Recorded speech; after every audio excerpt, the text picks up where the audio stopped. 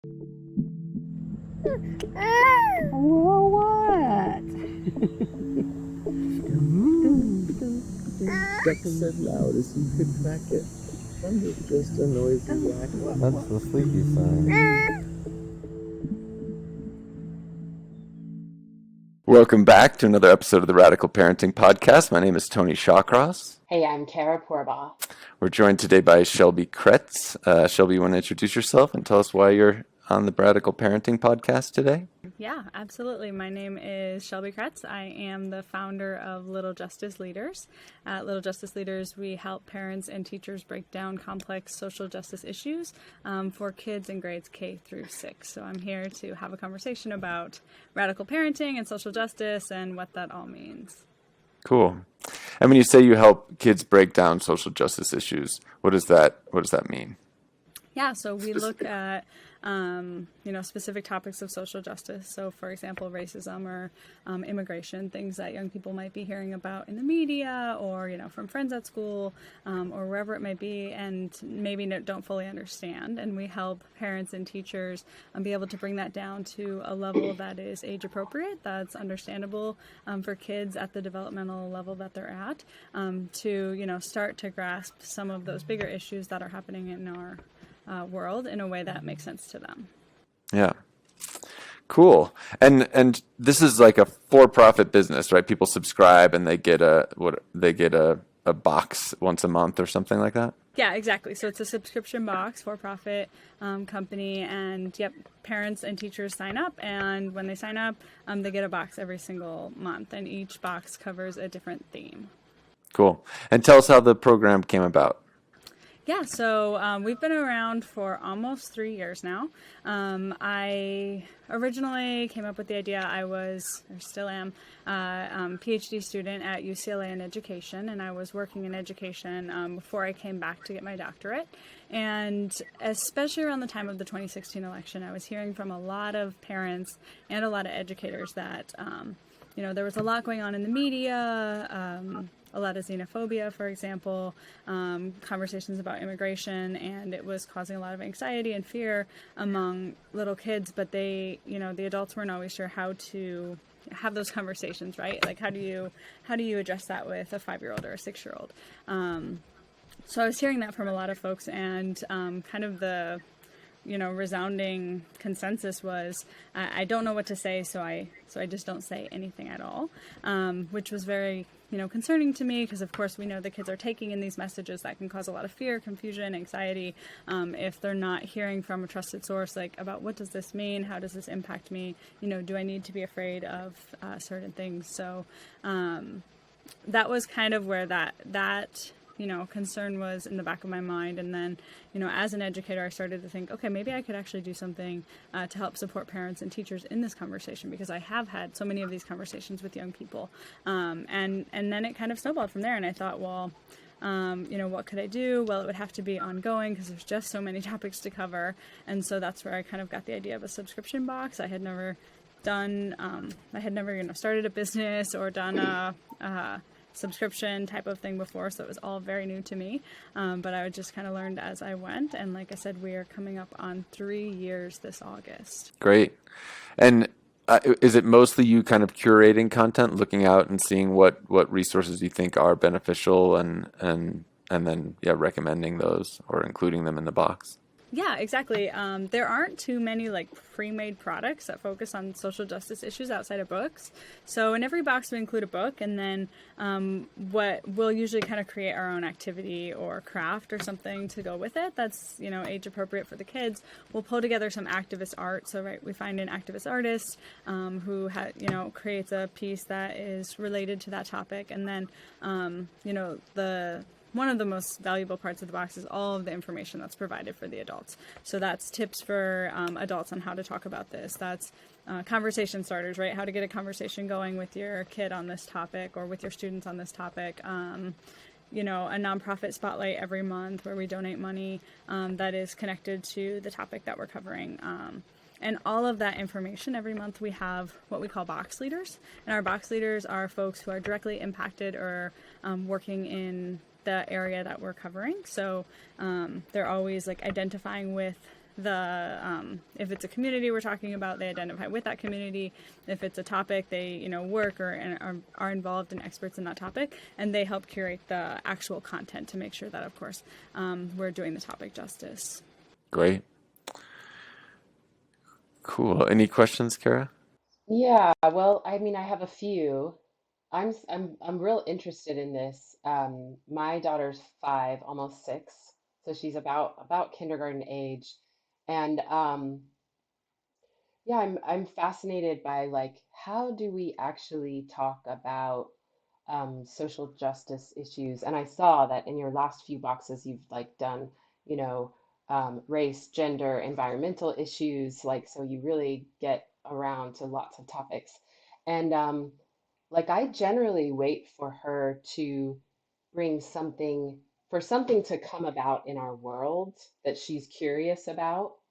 Because we don't do a lot of media in our house, so she's not like hearing stuff someplace. And I think like I appreciate what you said about, if kids are hearing stuff in the news or just the ether or adult conversations or whatever, and then they're not getting to process that with an adult or talk about it or be curious about it or ask questions or whatever, then it's sort of like becomes this shadowy thing that, oh, like that we don't talk about such and such or that it's not okay to ask questions about or whatever. And I guess I have a little bit of a question in my mind about, um, you know, is it okay to just wait until something arrives in our world to talk about it and then have like really meaningful conversations because it's something that she noticed or something that I noticed or that we can talk about that's really there in front of us.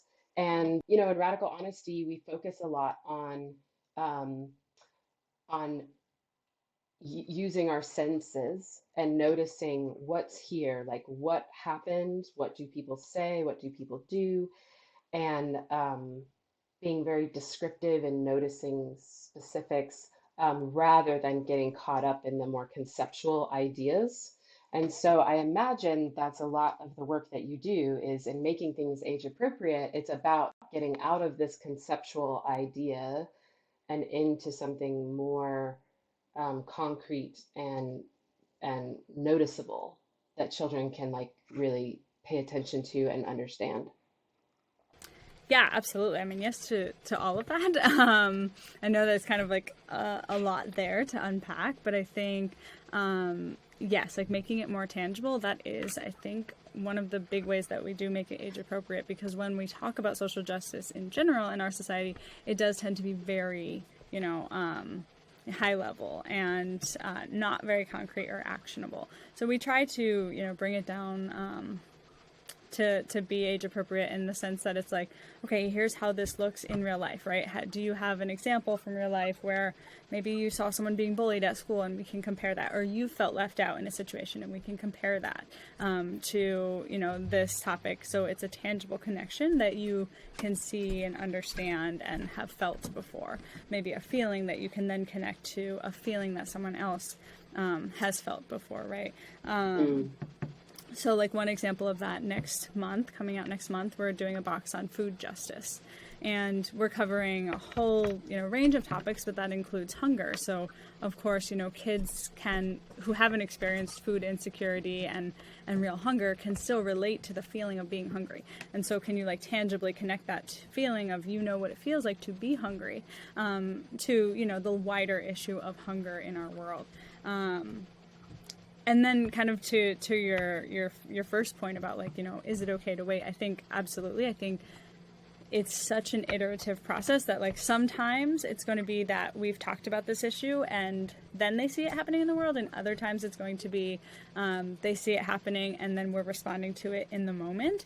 I think the one point to make on that one distinction is that oftentimes there are certain issues that some kids will probably never run into or see, right? Especially, if they're not watching a lot of media, but even if they are, some of these issues are a bit more invisible. So, for example,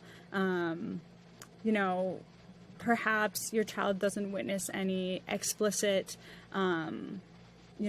experiences of racism in their life because maybe they're a white child in a, predominantly white neighborhood and they're just not seeing it very often. They could identify, racial injustice in, for example, their children's books and the diversity that is represented there in the books that exist in their school or classroom. But if we've never talked about it, then they're probably never going to make that connection. So that's sometimes the time where it's useful to maybe bring that topic up first, bring it up to them, and then they will start to see in their environment more like, oh, Mom, I noticed that in my classroom, 90% of our books are featuring, only white characters. And they noticed that only because we started to talk about racism in the home. Whereas if we wait for an event to happen, some topics might never, come up naturally or might not come up for a very long time, depending on the setting that the young person is in. So that's kind of, one of the benefits of starting to bring things up, but particularly for topics where you think they might run into them. Then it can be useful to wait. But of course, you have to kind of weigh the pros and cons because, for example, if their first experience of understanding race is with like an extreme case of racism, that can be kind of damaging to their understanding of race. So just casually mentioning race, bringing it up, talking about, biologically why do different races exist, talking about skin tone, and melanin, that kind of thing, giving them scientific, information about that. Then, if they experience or witness an experience of racism, they have some basis for it that's not like based on, hatred and inequality, but rather based on just an understanding of what is race. So that's kind of like I said, it's very iterative and it's going to be different for every parent, every teacher, every child. There's so many ways to do it, but a lot of different things to take into consideration of like, how do we want our child to, develop their understanding of this topic and, what can be harmful and scary and anxiety provoking and, how can we make that less so while still not covering up the real issues. Right. Yeah, that's such the balance beam little point there is like not tucking things away and not being willing to talk about stuff. And then also, I mean, also protecting them from the fear and trauma that is out there because so like I'll give an example like so my daughter and I are white but we have lots of black neighbors and my daughter's like real familiar with people of darker skin tones and it's like I just so don't want her to burst her bubble of like she doesn't really understand yet that we've had little conversations um, about like in particular we talked once about police that like police are supposed to protect everybody but sometimes they are mean to people who have darker skin than us and that's not okay and I guess I'm wondering how far it goes to do a lot of talking about skin tone without going into racism yet. And of course, I'm very centered on like the age that my daughter is. So I know I'm not yet into those older ages, and like we talk a lot about, different skin tones and different skin tones amongst Black people and different skin tones amongst white people and being okay with talking about that stuff and noticing kids notice everything, and it's no big deal for someone to say like, oh, well, like, look at my arm. This looks like dark chocolate and this looks like, caramel or whatever. And what do you think about all that? Yeah, I think there's so much value in starting with that and then moving into, the realities of our world, which is inequality and racism or homophobia, whatever that might be. And it's great for kids who do have exposure to a diverse range of people, or even, if some folks don't have that in their community, through intentional consumption of media, books, movies that, show characters that are different from, the folks in your community, to have your kids start to see, and like you said, just normalize, like, okay, all people are different. Then they have that, baseline understanding, so that when they do hear about, racism, for example, or inequality, it's not going to make sense to them, right? We want it to not make sense to them for the first time they hear it, right? But if the only time we talk about race is in conjunction with racism, right? Or the only time we bring up LGBTQ identities and folks is in conjunction with homophobia or transphobia, then they connect that identity, so in that case, like being Black or being gay, for example, with, this negative idea of racism or homophobia. And no, so I think there's just like so much value in normalizing that, particularly between the ages of, like 3 to 6, 3 to 7, when they have an awareness of skin tone, for sure, but perhaps not any, understanding of, obviously, structural racism or structural homophobia. So you start to introduce, LGBTQ, whether that's characters in books or, people in real life is even better, where they can actually like meet a person and get to know them and, learn to love them. And, when we introduce those things, then a little bit later, we start to introduce those more, difficult topics of, well, actually not all people are treated equal. This happens. And then they have already this idea of, my friend, my neighbor, my cousin identifies that way. And I know that person to be, nothing but a good person. And so this isn't making sense to me. And that's when, what I think we've discussed before with, the development of that moral compass is like, okay, I know this is wrong because I know from my experience, as opposed to, my first introduction to ever talking about race was a racist incident that I witnessed, and now someone's telling me it's wrong, and I don't really know why. So absolutely, I think there's a ton of value in just introducing diversity as early as possible. Yeah, thanks.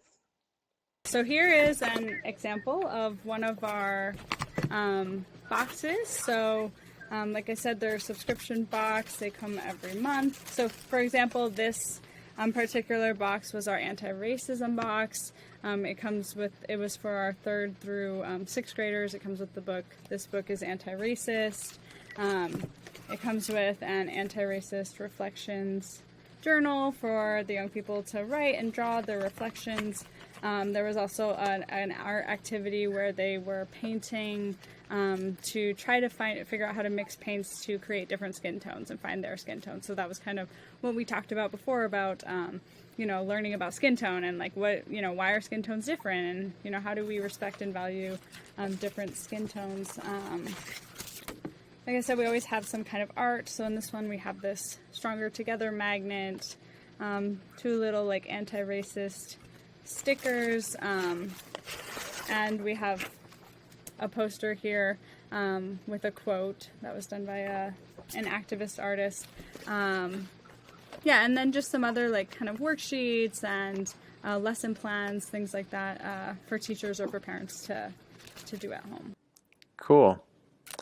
Anything else you want to say about that box? Yeah, so, I mean, the way we, in every box we have this welcome card, and then instructions with, like, step-by-step how you can go through the materials, but people use it very differently, right, depending on your child or your student's age, their interest in the topic, their experience with it, their, racial identity in this case, so there's a lot of unique ways that, parents and teachers will use the boxes differently than how we recommend. And then we always have like information cards for the parents to get educated on the topic, because a lot of times, if a parent or a teacher doesn't feel like they are particularly well educated on a topic, it can be very hard to be able to then break that down to a kid level. So we make sure that the parents and the teachers have everything that they need to learn about it themselves before they, go ahead and try to teach it. My child is 15, 16 months old, so like too early to be talking about any of this stuff. Kara, and I do still have some thoughts about like the foundation I want to build for my child, even at this current age. But I am curious, probably before I get into that, Kara, are there any other kind of social justice issues that if you were following the lead of your daughter, which I know you like to do, that she has kind of brought up or that have come up in real life? definitely gender for sure. Because already at her age, I'm so surprised by what she'll say about, well, girls do this and boys do that. So of course we have conversations about that and saying, um, you know, girls do whatever it is, or boys also do ballet or things like that.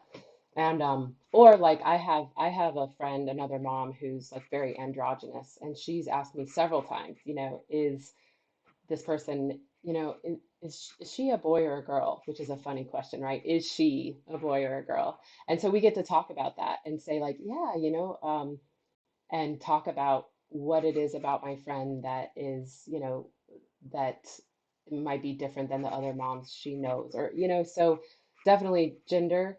And we play around with pronouns, stuff like that, where we'll just change the pronouns in books, or we'll switch them, or her stuffed animals.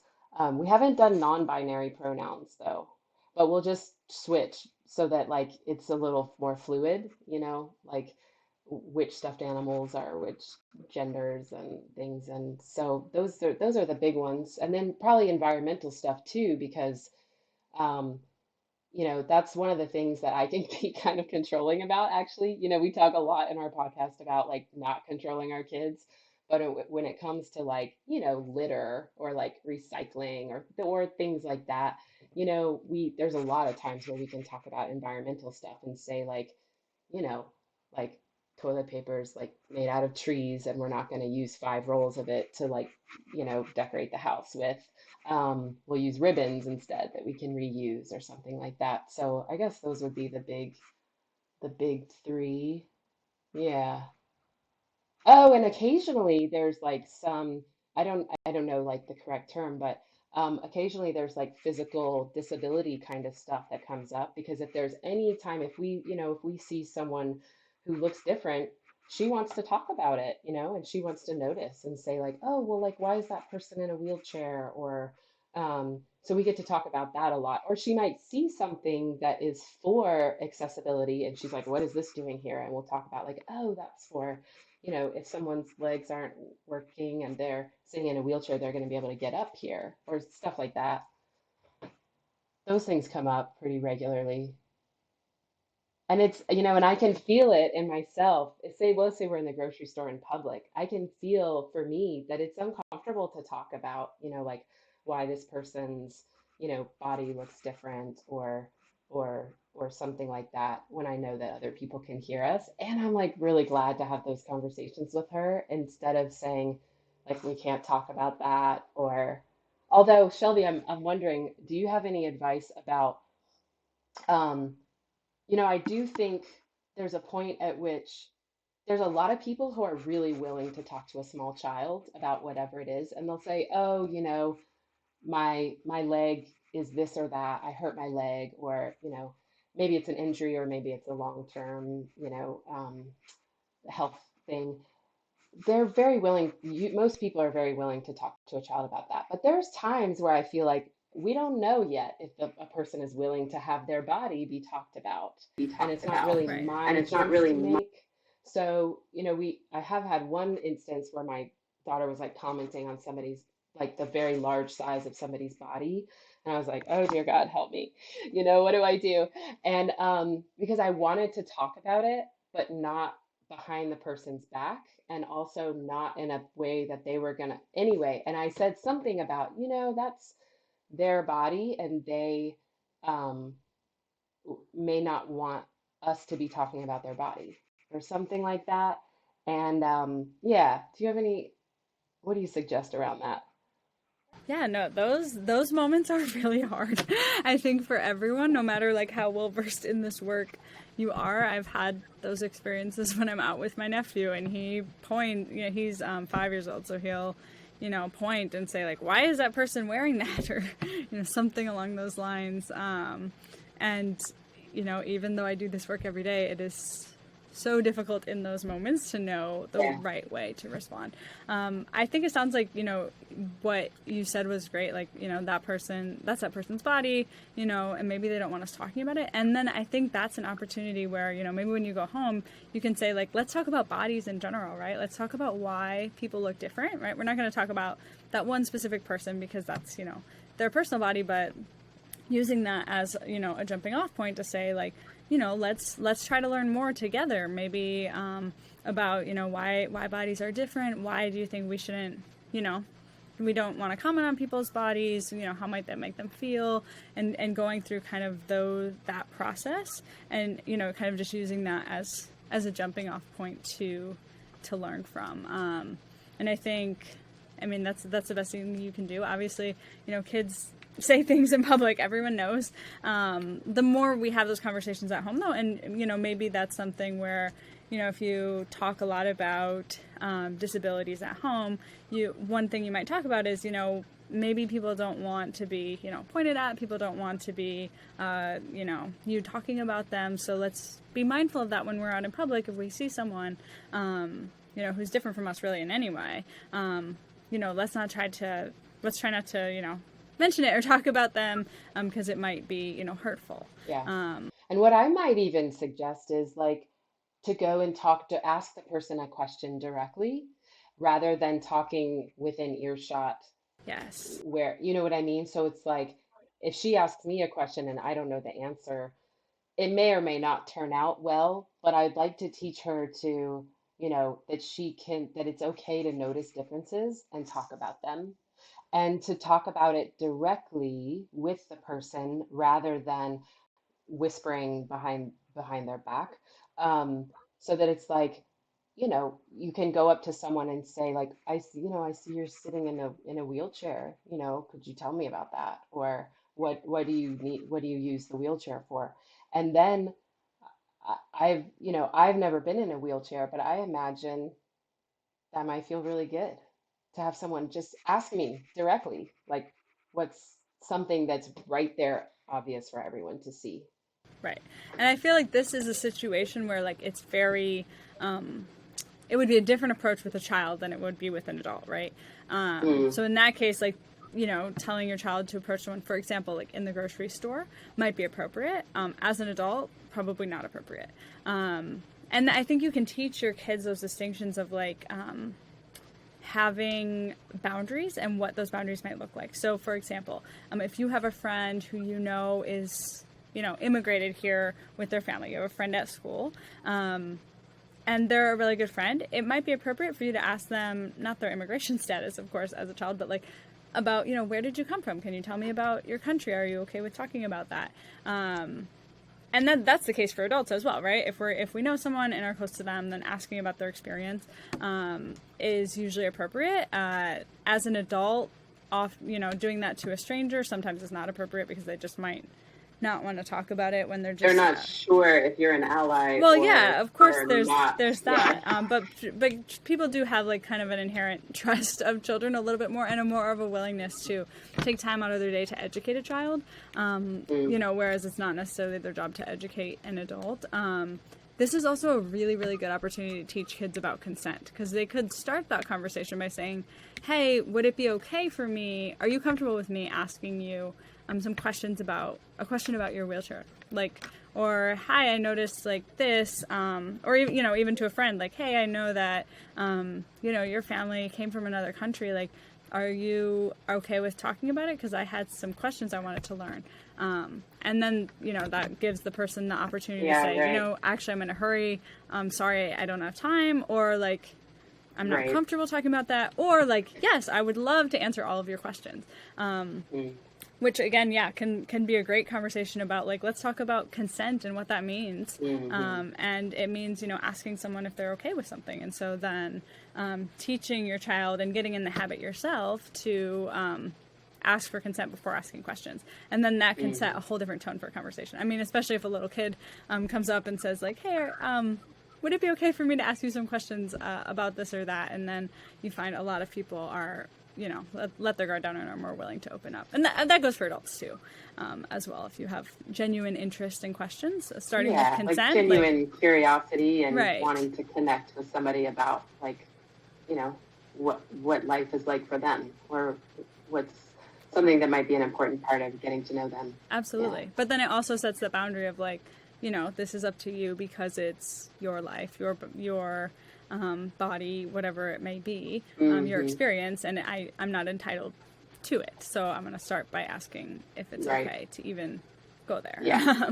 And that's just a great lesson for kids to learn, and an easy way to practice consent anyway, which normalizes consent, which I think is a topic that is a little bit uncomfortable. We did do a box on consent. A lot of people, I think, are a little bit uncomfortable talking about consent with children because of the connection between consent and sex, but it doesn't have to be that, right? When we talk to 6-year-olds, it's never about that. It's about asking for permission to do something that involves another person, whether that's asking questions or giving a hug or anything like that.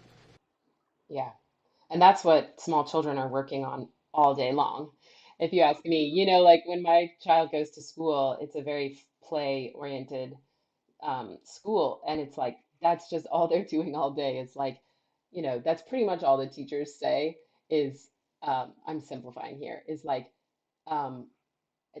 it looks to me like they don't like, this person doesn't like that. Do you like that? And if the person says no, then they practice, they have like signs for stop and like stop immediately and stuff. And so it's so like a regular part of their life that's really important, It's like finding out what other people agree to or don't agree to, what they like or don't like. And yeah. Right. And that is such like an important foundation for like recognizing and respecting people's boundaries, which I think like some people never learn that lesson, as kids, and they bring that into their adulthood, and that obviously leads to a lot of issues, a lot of human rights violations, a lot of all of those things that but when we talk to our kids about consent, that kind of pushes that domino into effect to go into personal boundaries and respect and all of those things that we hope that they will learn as they grow anyway. One of the things I wanted to talk about is kind of the two sides of teaching morals to kids. A lot of parents think that it is like a core part of their job to like instill these certain views of what's right, of what's right and what's wrong. And I don't want to speak for Kara, but for the most part on the Radical Parenting podcast, we don't adhere to that. We don't think it's part of the job of a parent to tell children what is right or wrong. I think there are a few core things we really want to help them consider. I think consent and that autonomy of every person is one of those kind of core ideas. And then the ability to have empathy, theory of mind, the ability to consider other people's perspectives is again like a foundational building block. And for me, like, even when it comes to racism, sexism, part of me doesn't want to tell my son, this is the right way to go in any of these things. Like, if you want to choose to be racist, if you want to choose to be misogynist, everybody gets to make these choices. And part of me just thinks when you give children those basic building blocks of caring about autonomy, caring about self-reliance, caring about, your autonomy, each person's autonomy, and when you give them the ability and the practice of considering other people's perspectives, they're just going to come up with the right answers on their own. So I'm curious, like if you're worried about kind of preaching to your kids, through these materials, if you do see some dangers in that, or if some of these materials you're like, no, this is the right way, and I'm gonna tell them that. Yeah, no, that's a great question. I've definitely thought a lot about that because I, agree with you. I don't think necessarily telling them this is right, this is wrong is, one, helpful. Two, I don't think it sticks that way.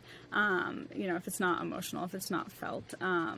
So a few things. We try to focus the materials on exactly what you said, those core values of like empathy, right? Of understanding another person's experience. So some examples, like we have a box on transgender experiences, right? And we don't talk at all about this should be the law, for example, or we think this is what's right and what's wrong, for example. Rather, it's this is what it means to be transgender, and here are some stories of folks who are transgender so you can learn from their experience. And that's it, right? So we're not telling them, like, this is what you should believe, this is what you shouldn't believe. We're saying, like, you know, here are some stories where you can learn from someone who's had a different experience, or their experiences that they identify as transgender. And also, here's some information about the ways that they have been discriminated against, you know, systematically in our society. And what we hope that fosters is, of course, a sense of empathy, right? And understanding and hearing other folks' stories, but also like critical thinking of, okay, you know, I heard these people's stories, or I know someone in my life who is transgender, and you're telling me that they've experienced this discrimination. And yeah, hopefully them coming to that sense of, you know, I don't think that's right. I don't think that's fair. And I don't want to be a part of that. And, you know, what can I do to not be a part of that? So we really hope they kind of like come to that. We don't ever talk about, you know, for example, like, this is how the law should, you know, protect these people. This is what we should and shouldn't do. This is, you know, where we should and shouldn't shop, right? We might say, like, you know, think about these kinds of things. How do you want to, you know, engage in this way, right? Whether that's, if they might be thinking about, depending on the age range, like, you know, what places they eat at, or what places they shop at, and thinking about the practices of those companies, for example. And then they can start to decide, but we would never say, like, you know, we want to boycott this person or this thing, or that kind of thing. So that's, you know, one way we do it. On a more practical side, from the actual curriculum, I have, every month, our curriculum is proofread by folks who have very different political views than I do, because I want to make sure that we are not leaning too far one way or the other, right? Because we want to be presenting stories, presenting information, presenting, you know, the reality of how it is, and not in any way like brainwashing or telling kids this is how to think, this is how you should vote, this is how you should believe politically. So I, yeah, from that kind of practical standpoint, I have it proofread by people from very different political mindsets, so that they can pull out, like, hey, you're getting a little, you know, a little too far left here, and you're pushing this concept a lot. And then, of course, we can decide, like, do we want to, like, pull back on that, or is that one of those key areas that we think is so important that we're going to keep it in? But for the most part, we really do try to keep it, you know, fact-based, emotion, and, like, story-based, rather than, you know, telling them what to believe, what to think, what to do. Cool. And what's the age range that your materials are designed for? Kindergarten through 6th grade. Great. Yeah. And Kara, how old is Elsie Jane right now? She is 5 3/4. Mm-hmm. She's almost ready to get started. Cool. Yeah. But I do think, like, even with Arlo, and Arlo's my son, he's 16 months. It didn't occur to me until he was born, some of the things that we could be doing from the very beginning. I think if you want your children to honor other people's personal freedom, if you want your children to honor other people's perspectives, other people's boundaries, other people's, autonomy, I think one of the best things to do is to just start honoring your kids' autonomy from the very beginning. And I think it was Janet Lansbury's book where she said, she described a, diaper changing practice of just like telling your kid everything you're doing. You have to kind of, manipulate their body. You have to kind of take care of them. But even from the very beginning, when they can't change their own diaper or anything, you can at least tell them everything that you're doing and be respectful and responsive. You might sometimes need to wait 30 seconds or a minute or two before you change the diaper.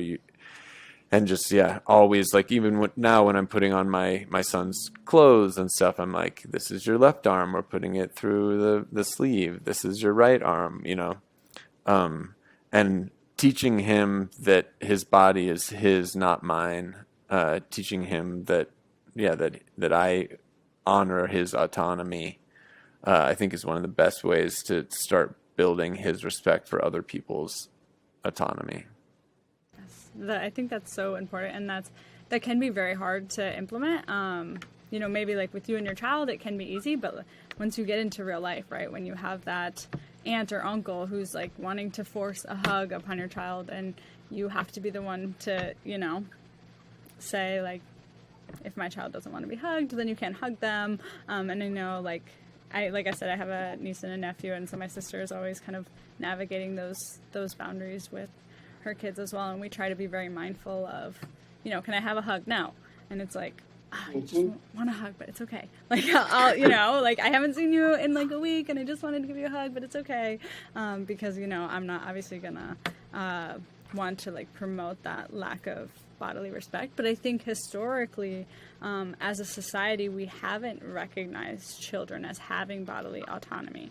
And there is this like very normalized cultural aspect of, putting, kind of just not respecting children's bodies as their own and not respecting consent from a child's perspective. So I think that's going to be like hopefully a huge cultural shift that's coming. And, teaching young people, like, you can say no but then also like balancing the act of actually parenting, right? Like, you do have to give them a bath. You do have to change their diaper. You do have to put their clothes on them. So it's balancing that, like, who can touch you when and why, and what extent can you say, like, no, and what extent do I need you to be willing to take this bath at some point? So I think that's a, challenge that parents are definitely navigating. Yeah, it's a big one.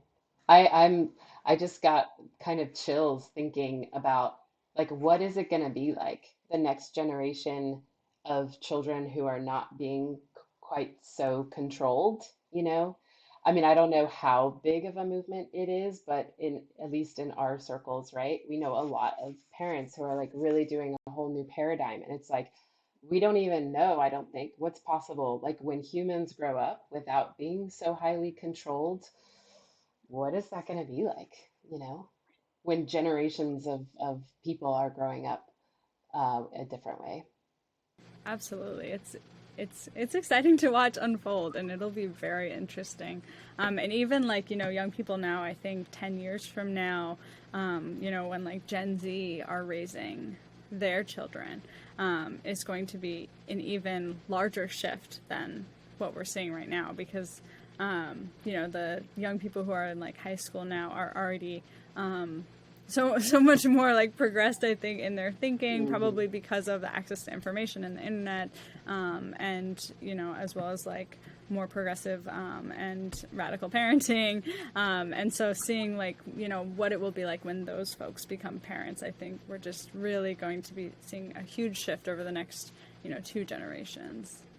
I hope so. Sometimes I worry we're regressing, not progressing, but we'll see. Really? Yeah, progress is non-linear. I like to remind myself of that. Sometimes there's ups and downs, but hopefully we are moving in the right direction. Yeah. Cool. Well, any closing thoughts from either of you guys? No, I'm really grateful we got to have this conversation. This was fun. And yeah, I mean, if anyone wants to learn more about our work, they can find us on Instagram is where we're most active in terms of putting out free content for parents and teachers. And so that's at Little Justice Leaders. Great. And what's the website? The website is littlejusticeleaders.com. Cool. Well, thank you, Shelby, so much for joining us. And if you're listening to us again, this is the Radical Parenting Podcast. We talk to different guests or review books and materials aimed at teaching our kids to really know themselves, love themselves, and express themselves fully. We'll be back next week with another episode. You can listen to us on denveropenmedia.org, on the radio in Denver at 92.9 FM, 89.3 HD3, and at radicalhonesty.com. So thank you for joining us for the Radical Parenting Podcast, and we'll see you guys next week.